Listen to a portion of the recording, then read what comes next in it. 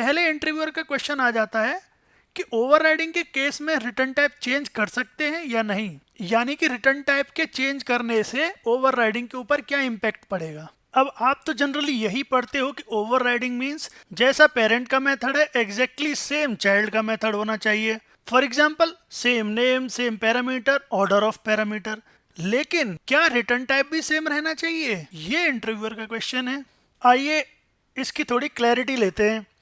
अब जैसे कि आप इस डायग्राम में देख सकते हो, यहाँ पे मैंने हमेशा की तरह एक पेरेंट क्लास है जिसमें एक मेथड है और एक चाइल्ड क्लास है जो कि पेरेंट को एक्सटेंड करती है, और उसमें भी एक सेम मेथड सेम नेम से ले लिया है जो कि आपकी बेसिक ओवरराइडिंग है। अब यहाँ पे आप देख सकते हो कि पब्लिक, और ये मैंने एक बॉक्स इसके रिटर्न टाइप के लिए छोड़ा है, और मेथड का नाम। तो अब हम ये देखेंगे कि इन दोनों के बीच में हम किस तरह के रिटर्न टाइप रख सकते हैं।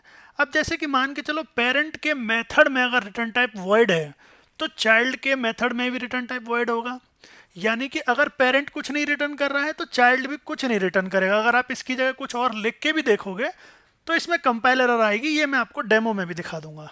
अब मान के चलिए कि मैं एक पेरेंट वाले मेथड में रिटर्न टाइप में इंटीजर ले लेता हूं कि अब मेरा पेरेंट का जो मेथड है वो कुछ इंटीजर रिटर्न करेगा, और आउट ऑफ क्यूरियोसिटी आपने सोचा कि चाइल्ड में मैं इंटीजर अगर रिटर्न करूंगा तो वो तो सही है ही क्योंकि सेम टाइप हो गया तो वो तो चल ही जाएगा। लेकिन अगर आपने ये सोचा कि ठीक है मैं इंटीजर की जगह अगर सिर्फ इंट लूं तो क्या होगा, यानी इंटीजर भी कुछ 1 2 3 रिटर्न कर रहा है और इंट भी मेरा कुछ 1 2 3 टाइप रिटर्न कर रहा है, तो ये तो चल जाना चाहिए ना।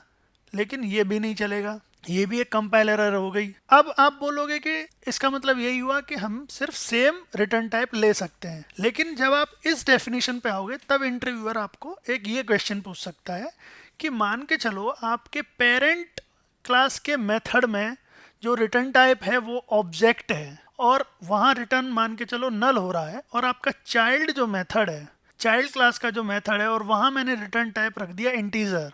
अब ये दो अलग रिटर्न टाइप हो गए, एक ऑब्जेक्ट हो गया एक इंटीजर हो गया, एक में रिटर्न नल कर दिया एक में रिटर्न 1 कर दिया।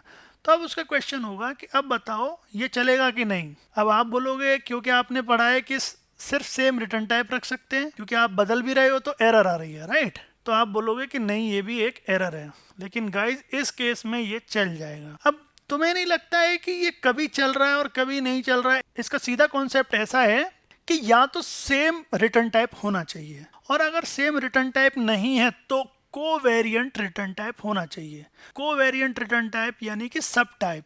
Covariant return type means simply आप सब क्लास समझ सकते हो। जैसे ये समझो यहाँ क्लास बी क्लास ए की चाइल्ड है, यानी बी ए की सब क्लास है। जावा 5 ऑनवर्ड्स इसी छोटी सी बात को ओवरराइडिंग विद कोवेरिएंट टाइप बोला जाने लगा। And in your case, you can notice that integer is also somewhere child class of object, hence it is a valid case. अब बताइए फिर क्या ये केस वैलिड है? यहाँ एक स्ट्रिंग है और स्ट्रिंग बफर। आपको रूल याद रखना है, रिटर्न टाइप या तो सेम होना चाहिए वरना कोवेरिएंट होना चाहिए। हायरार्की के हिसाब से आप देखें तो ये ऑब्जेक्ट के चाइल्ड तो हैं, लेकिन एक दूसरे के लिए तो ये सेम लेवल पर ही है, मतलब ये कोवेरिएंट टाइप नहीं है, इसलिए इसका आंसर है कंपाइल एरर।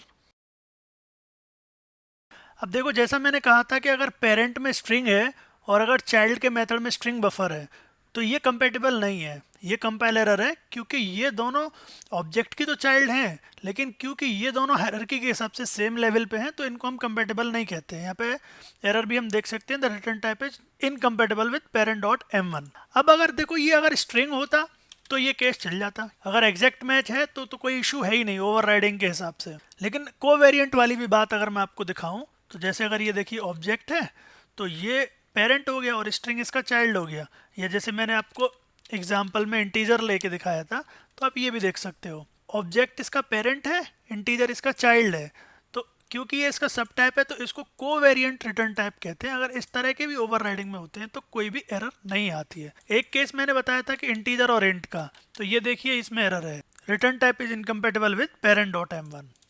तो इससे हमें समझ में आता है कि या तो सेम रिटर्न टाइप होने चाहिए या फिर सब टाइप होने चाहिए। एक मैंने केस बताया था कस्टम क्लास का, मान के चलो एक क्लास ए है और एक क्लास बी है जो कि एक्सटेंड करती है ए।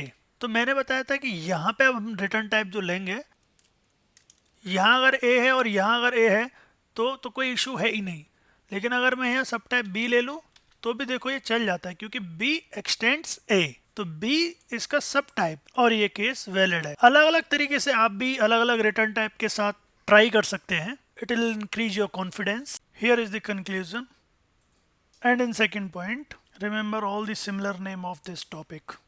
Thank you.